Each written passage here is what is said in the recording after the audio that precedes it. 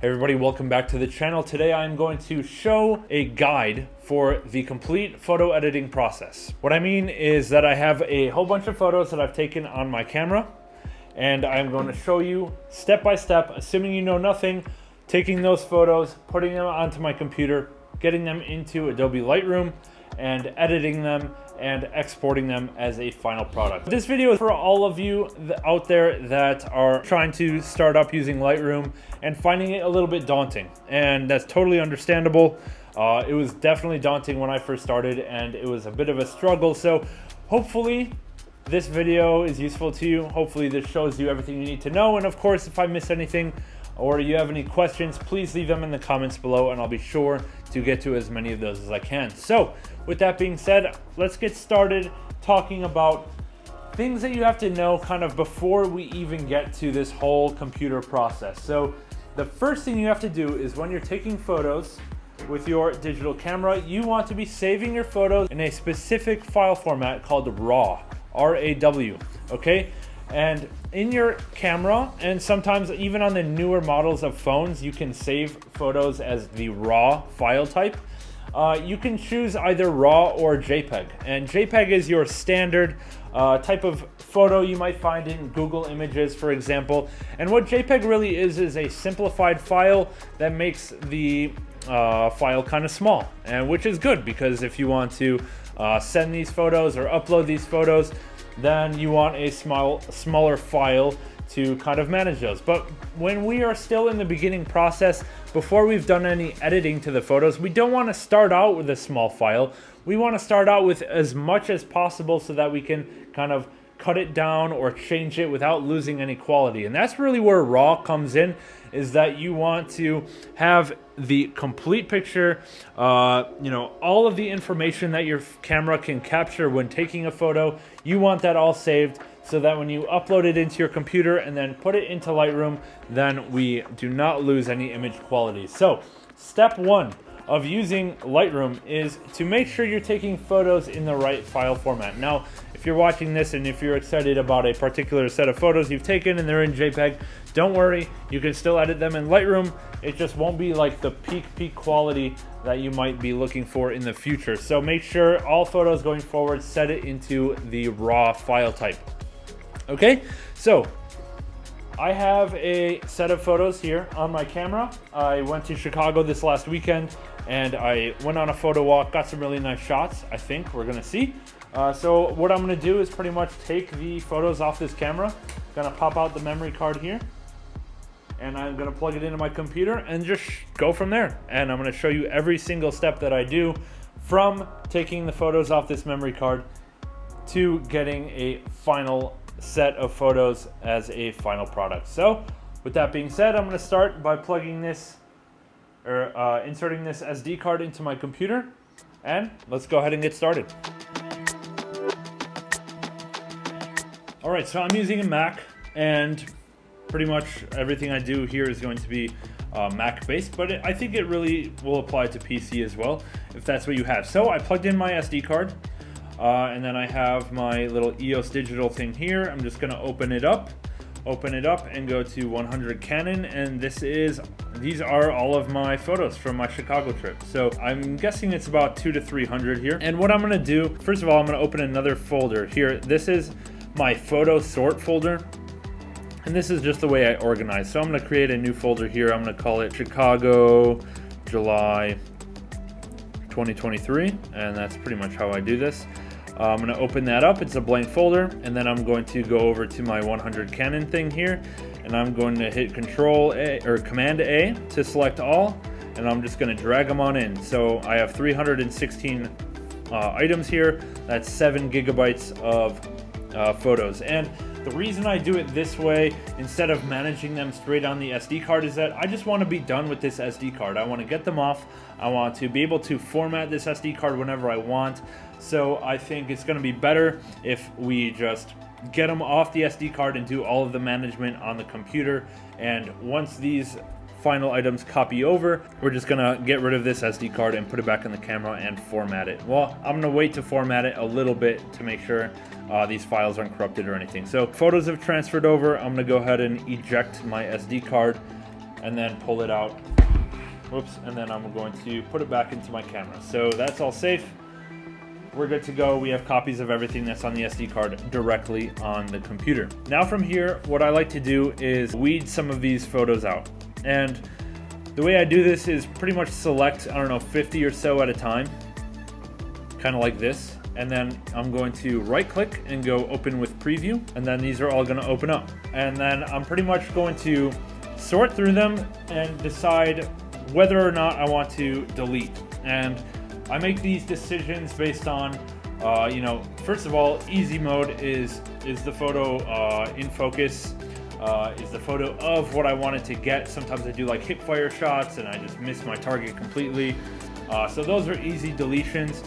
And then I also have a lot of duplicates. I might be, you know, setting up to take a photo and I snap 3 or 4 at a time. I don't need to save all of those. I'll delete maybe 2 of the 4 or 2 of the 3 and just kind of keep the one that I want.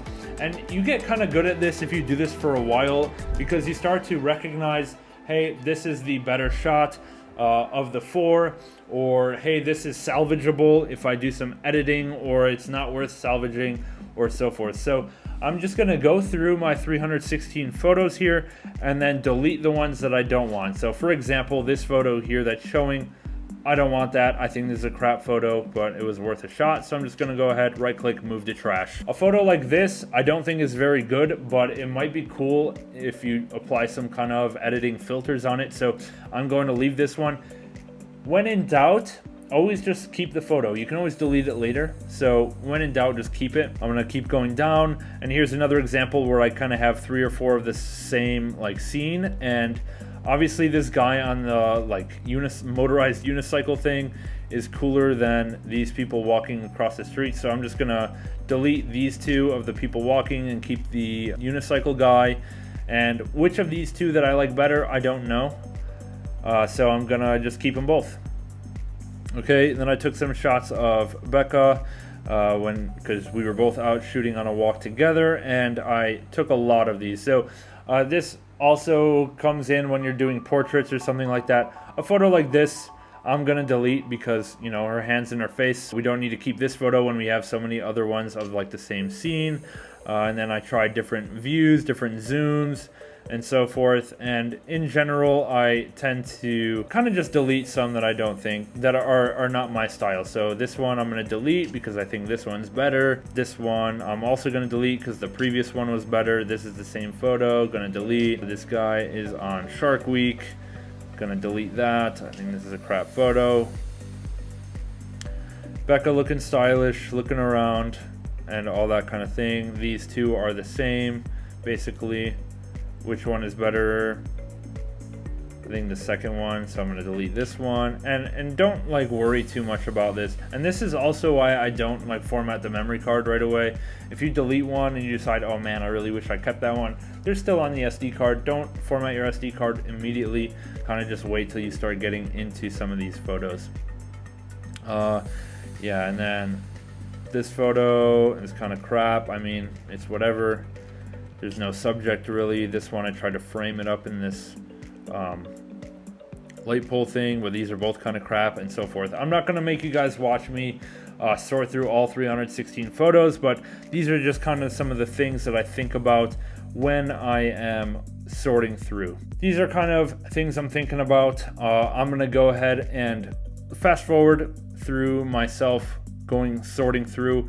I started off with 316 photos. Let's see how many I end up with that I want to bring into Lightroom. So yeah, I like to delete them on the folder first, just for kind of minimalism purposes. I want to import the fewest number of photos I can into Lightroom to kind of keep my folders in Lightroom not from being kind of just swamped with crap photos. So I like to delete them off the folder immediately if they're bad photos. Do a little bit of weeding before we even start the Lightroom process. So I'm gonna go ahead and do that, and we'll catch back up with you when I'm done.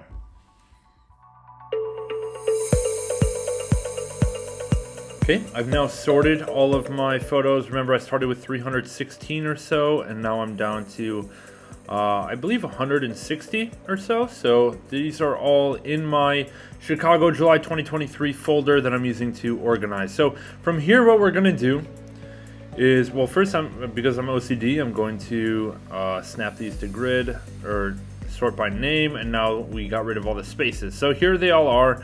Now we're going to open up Lightroom. I'm using Lightroom Classic, but it should be the same for Lightroom, the standard or the mobile one, whichever one.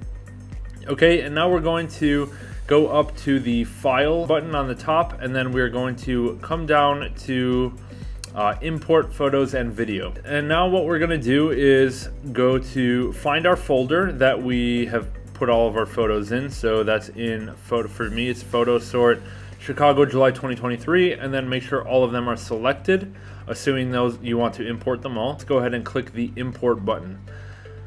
Okay, and now here they all are in Lightroom. We have 145 photos here. So the next thing I'm going to do is on the left sidebar here, we have we can make some folders within Lightroom to easily find what we're looking for. So it's in the collections tab. I'm going to go ahead and click this plus button and say create collection, and then I'm just going to name it the same thing that I have my folder. So Chicago July 2023, and then we're going to hit create. And then, yep, here's my folder. Right now it has 0 photos in it. What we're going to do is take our photos that we just imported. I'm going to hit Command A to select them all. And then I'm just going to drag them down into Chicago July 2023. So now I can easily within Lightroom find them. This is an option. You don't have to do that. You can also just edit them directly with your files in your desktop. So this is just something I like to do for organization purposes. So here we have all of our photos. I have 145, and now if we want to start editing some, what we're going to do is click on the one we want to edit and then hit the D button. So the D button is a shortcut for develop, and that will take us over to the development tab over here, where we have all of our settings and sliders and masks and cropping and so forth. So yeah, this is where all of the magic happens, where we're gonna edit our photo and then eventually export our photo for final use. I'm going to, for one example in this video, I'm gonna edit I guess this photo here because it's kind of cool, and we can get into more details on the other photos in separate videos, but for the tutorial I'm just going to do this one particular photo. So there's a lot of stuff going on when we're doing photo development. There's a lot of settings, a lot of stuff you have to manage. And the first thing I like to do is go over to the crop and straighten tool here, which is the second one of 5. So if you see on the right side of the screen, we have this slider button that's for editing. We have this crop and rotate button for cropping and rotating. We have the band-aid, which is for healing, and that's for getting rid of unwanted like little spots in your photo. I'll show an example of that. We have the red eye correction. This only applies if you have a red eye issue in your photo. And then we also have the masking button, which I'll show. But the first thing we're gonna do step one at a time here. And the first thing I wanna do is crop and straighten. So the crop right now is okay. Something that I particularly don't like in this photo is this yellow sign here on the right. So what I'm gonna actually do is just crop it right out. And there we go. So now this is our new photo. Our guy is front and center, and he's a little bit out of focus. Let's see if he's more in focus on this one. Not really. That's okay. He's out of focus, but we're going to deal with it, and we're just going to do this one as an example. So here we have it. Let's go ahead, and we've done our cropping and straightening. I think it's rotated properly, but as we'll see in a second, there's another button we can click to make sure everything is straight. So we're going to go on over to the edit tab now, and this is the one with all the sliders, and we're going to start way down at the bottom. We're going to start way down at the bottom here where it says transform, and for this particular photo I want to click the vertical button, and what that will do is find all of the lines in your photo that are supposed to be vertical and make them vertical and warp the photo so that's so. So this is the before and this is the after. It's very little difference noticeable in this particular shot, but sometimes this is what we want to do, and I'm just going to go ahead and click vertical to start with. Okay. Now we're gonna just start messing with some of the sliders, and really this whole process is just trial and error. We're gonna move the sliders back and forth until we see something that we like. So I'm gonna talk through what each of these kind of do. In general, there's a lot here, so I'm not gonna get into too much detail, but if you want more detail, I have plenty of editing videos on the channel, so make sure you go check those out. Okay, so the first thing at the top is the white balance area. So white balance, it determines how warm or cold your photo feels. So if we slide temperature over to the left, it's gonna look bluer, and obviously it's gonna feel colder. Like I could tell you this was a winter's day, and you would probably think so because it's blue. And if we slide it all the way to the right, now it feels really warm, it's orange. I could tell you this is a really hot summer day, which it was, and that would make sense. But for the default, it's gonna be whatever is set in your camera. And we're just going to, I think for this photo, slide it over to the right because I know this is a warm summer day and I want the photo to feel like that. Now tint is another slider. I don't really use it too much, but you can make it greener or more magenta as opposed to temperature, which makes it between blue and yellow. We have green and magenta slider as well. I don't really like to mess with tint too much. On occasion it comes up, but I like to leave it as the default. Okay, now we get into the lighting. So the next 6 sliders determine how bright or dark certain aspects of your photo are. So for the exposure is the whole image. So if you move the exposure slider, it makes your entire image, every pixel on your image, darker or lighter, depending on if you're sliding it to the left or right. For this particular shot, I think our exposure is actually pretty good, so I'm going to leave it as is. And then contrast is another thing to make the darks darker and lights lighter if we move it to the right, or we want to make the darks lighter and the lights darker if we move it to the left. So it kind of like flattens out your image or makes more contrasty. You know, that's what the slider is called. So it makes a lot of sense, but I don't really like to touch the contrast sliders because I like to manually move my my highlights and shadow sliders, and that will manually adjust the contrast for me. So the top 2, exposure and contrast, those are really like your catch-all, we're gonna hit the entire photo sliders. Whereas the next 4, highlight, shadows, whites, and blacks, those are the fine-tuning sliders. And I like to just do it fine-tuning across the board if possible, because the exposure and contrast is just too much. Sometimes even a little movement will change your photo completely. So what I like to do, I'm gonna go over here to highlights.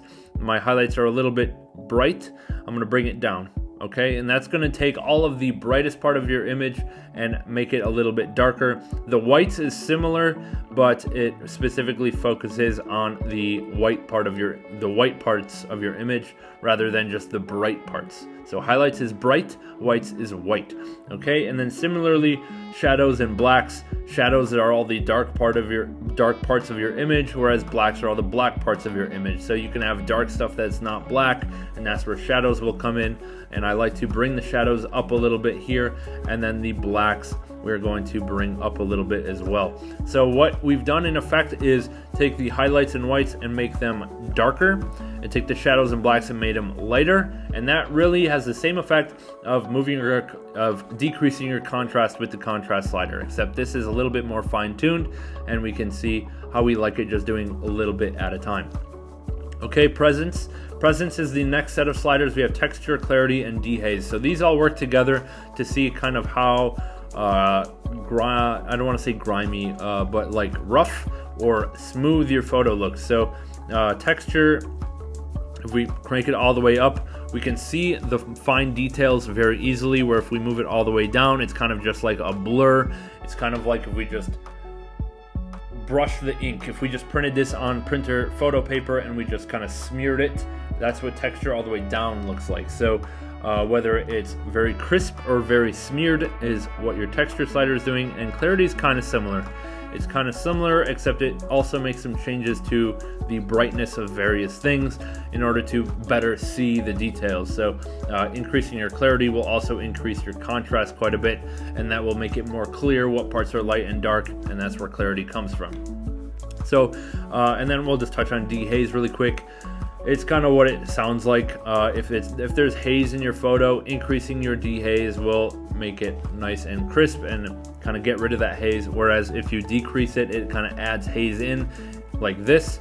It makes it look really hazy, really cloudy, and so forth. So I like dehaze a lot. I like to increase it to about 30 usually.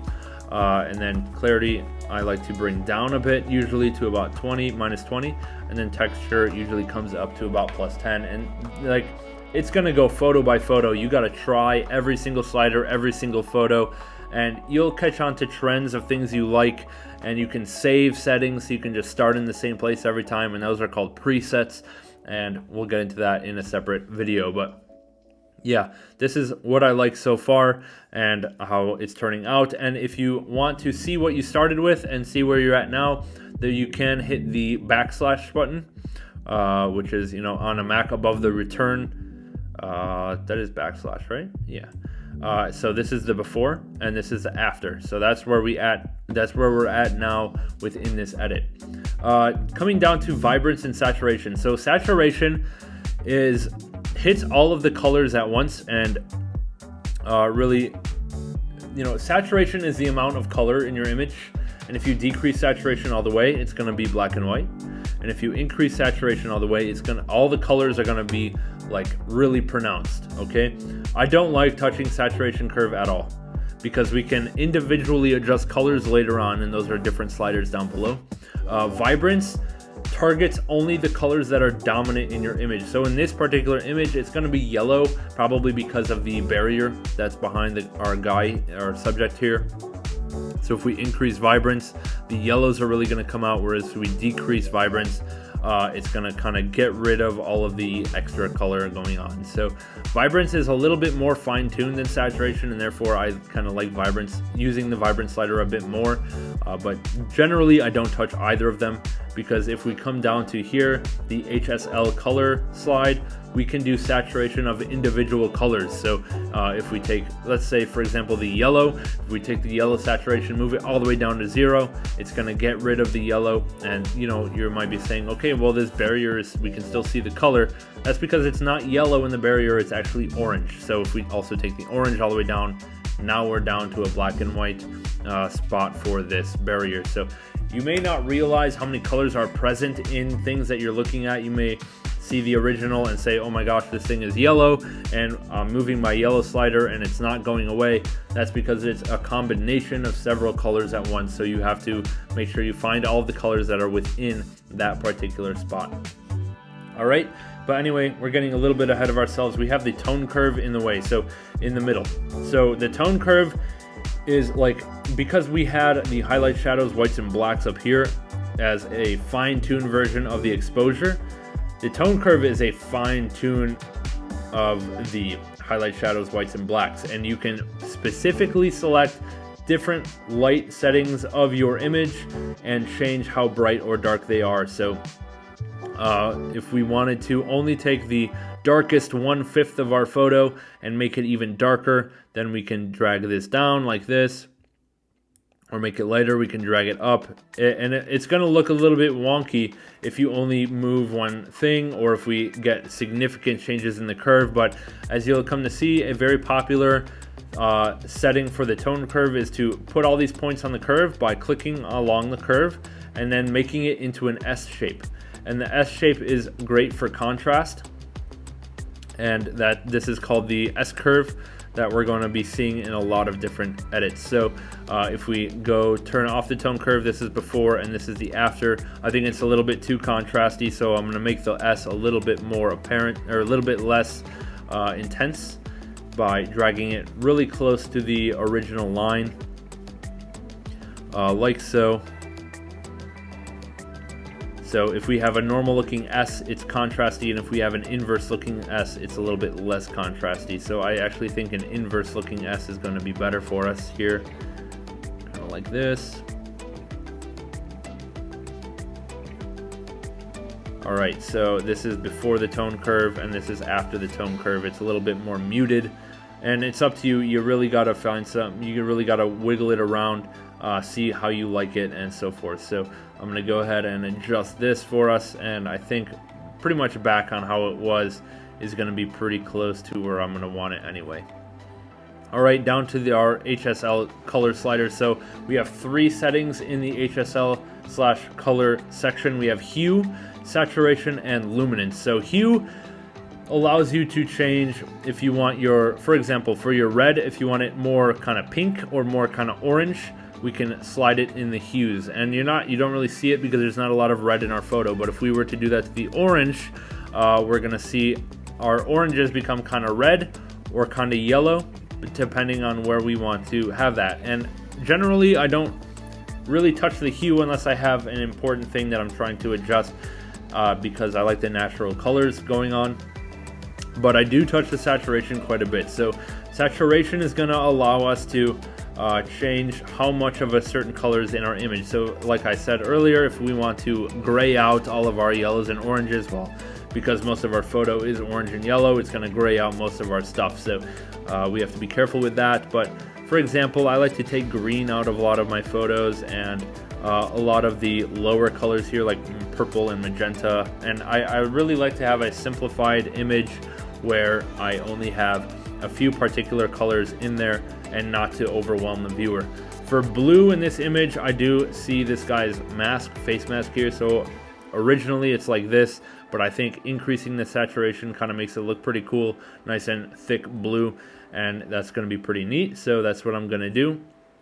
And then reds, oranges, and yellows, I'm going to leave where they are because I'm pretty happy with that. All right, luminance is how bright or dark a certain color is whenever you see it. So if we were to look at the blue one more time, if we were to slide our blue luminance down, it's going to get dark, and our blue luminance up, it's going to get bright. And I think for this one, I'm going to increase the luminance of the blue a little bit, and then we can just kind of mess around and see how it looks. I'm going to bring down the luminance of the yellow just to darken up this bottom area here because it was a little bit too overexposed. For orange, I'm going to lighten it up a little bit, and then everything else is pretty good how it is. I don't touch the luminance too much. Color grading is a way to apply a kind of like a film of color across your whole photo in particular areas. So color grading is split into shadows, highlights, and midtones. So if we touch the shadows color grade, it's going to make all the darkest part of our image a particular color. So if we want to go blue, which is a common color grade technique, is to make your shadows bluer, then it will make obviously your shadows a bit bluer. And then I like to take the highlights and make them a little bit more orange, and that kind of warms it up. And then for our midtones, you can decide what you want. But here's an extreme. If we were to go around the color grading wheel, it's a very powerful tool and it will change your photo significantly. So I like to keep the saturation at a minimum. Saturation is how far this center circle is from the center point. And if we move it close to the edge, it's maximum saturation, and closer to the middle, it's lower saturation. So for midtones, because I don't want to do too much, I'm going to put a little bit of orange saturation in, and that's going to wrap it up for me in the color grading. And there's other sliders here to kind of like move it more towards the blue or more towards the orange, and so forth, and adjust the luminance and stuff. But you know, most of the time it's covered by other sliders. There's a lot of different sliders that do the same thing, so don't get too overwhelmed if there's too much going on. All right, sharpening is a way to kind of de-blur your image a little bit, but I don't really touch it. Noise reduction, similarly, if there's a lot of noise in your photo, which usually happens if you're taking photos at nighttime with low or high ISOs on your camera, ISO settings, then you might have some grain, some noise, and you also might want to increase your noise as well. You can also add noise somehow too. Lens correction, just make sure these boxes are checked and don't worry about it. And then vignetting. So vignetting is when you take the corners of your photo and make them darker or brighter. So here's an example. If we take the amount and slide it to the left, we're going to make our corners darker like this. And I see this in a lot of photos. But it's oftentimes overdone, so be very careful not to overdo your vignetting or make it too obvious. I like to just have it a little bit of darkening in the corners using the vignette setting, and I like to have it right around here because you really can't tell too much that there's actually vignetting going on. Here's without it and here's with it, and I just think it gives it a nice effect. Calibration is a little bit more complicated. Color sliders, I generally try to avoid touching that. You can mess around with that and see what it does, but don't worry about it if you're just getting started. Okay, so that is the kind of overview of the editing tab of the develop area of the editing area. So we have edit, we already went through crop and straighten. Now let's look a little bit at healing and corrections. So let's do, for example, I want to get rid of this yellow stripe here. I don't like this yellow stripe, so I'm gonna go ahead and click that, and it's gonna pretty much get rid of it using whatever the computer thinks should be there instead. Okay, so that's how you use it. If there's like annoying spots on the ground that are, whoops, no, click that. If there's annoying spots on the ground like this, like it looks all dirty, then you might want to kind of get rid of that like this or something like that. So these are just a few ways to use the healing brush tool and so forth. You can mess with that, you'll learn it just as you go, what kind of things that we can do with that. Now we're going to come up, red eye correction doesn't apply to this photo. Now let's do masking. So masking lets you edit specific sections of your photo. So and there's different ways to select different sections. So we can select our subject, and it will automatically detect our subject as this guy, and for some reason it also selected this barrier. So we don't want to select this barrier, so what can we do? We can have mask 1 over here. We click on mask 1 and we hit subtract, and we hit subtract with a brush, and we're just gonna brush the barrier, and that will deselect it from our mask. Okay, sometimes the computer doesn't always know what we want to do, so we have to kind of manually do that. We're gonna erase via that, and now our guy is selected. And now if we scroll down a little bit, all these sliders affect only the selected guy. So if we want to take, for example, exposure all the way up, only our guy is changing, okay, or all the way down, only our guy is changing, and so forth. There's not a lot of stuff I want to particularly change on this guy. I might decrease the blacks a little bit to kind of promote more contrast, and shadows down and whites up as well, and that'll kind of make them stand out. But yeah, that's just an example of a mask. And here's another mask I'm going to do. Select linear gradient, and that will let us select different amounts of a photo. Like everything below the line is going to be selected. So I'm going to go ahead and do linear gradient on the bottom of our photo and decrease the exposure a bit because it's a bit bright there. So I'm going to do just like that. And there we go. And I think that's enough for masking for right here. So now I feel like I'm done with my edit. I am satisfied with what's going on. Let's go ahead and export our photo. So we're going to go up to the top. We're going to go to File and Export. Okay. And now Export Location. We are going to pick where we want the exports to go. Personally, I have a folder on my desktop called Edited. Right here, Edited, and this is where I send all of my edited photos. So I'm going to do that. I'm going to go Export to specific folder. I'm going to go to, or actually I'm going to hit Choose down here. I'm going to click Desktop. I'm going to click Edited, and now we have our location. So I like to just save it as the original file name. This is what we have here, but you can rename it to something else. You can give it a custom name. You can edit it as something else, or save it as something else, but the original file name is fine for me. File settings, I put it as JPEG, quality at 100, maximum quality. Image sizing doesn't really matter for me right now, so I'm not going to change that. Watermarking, if you want to add a watermark, this is how you do it. You just click watermark, and it will put it in the bottom of your photo, wherever you choose. Alright, and then I am going to just go ahead and click export, and it'll take about a couple seconds per photo. And now if I go over to my edited folder, let's go ahead and click edited and find it, and here it is. And here's my final photo, JPEG, and it's all set to go to be posted on Instagram, on wherever I want to have it. So this is it. That was pretty much, that was a quick edit. You can get pretty complex with your edits. A lot of masking. You can do up to like 20 masks or so, and I only did 2 here. So yeah, there's a lot we can change, a lot more detail we can get into, but for an example, this is kind of the total process. And then of course, just repeat. Keep going for all of your photos. There's a lot of shortcuts you can do. Let's say I want to edit different photo the exact same way as this one, but I don't want to go through that whole process. What we can do is right click on the bottom, go to develop settings, copy settings, and then select everything you want to copy. And we're just going to go ahead and hit copy here. And then for this photo, which is kind of like another photo of the same guy, I say I want to edit the same way, but I don't want to go through it all. We're going to go to develop settings, right click on this photo now, and hit paste settings. And now all the settings are pasted right on. We don't have to worry about it. Pasting masks is a little bit more complicated, but so you might have to remask sometimes, but this is definitely a way to save some time and some effort when you're editing a lot of photos at once. So let me know if you have any questions in the comments below. I'd be happy to get to them as soon as I can. I hope this is helpful, and let me know what you want to see, what more you want to see with regards to Lightroom when it comes to, going through an editing process. So yeah, thanks for watching. We'll catch you guys later.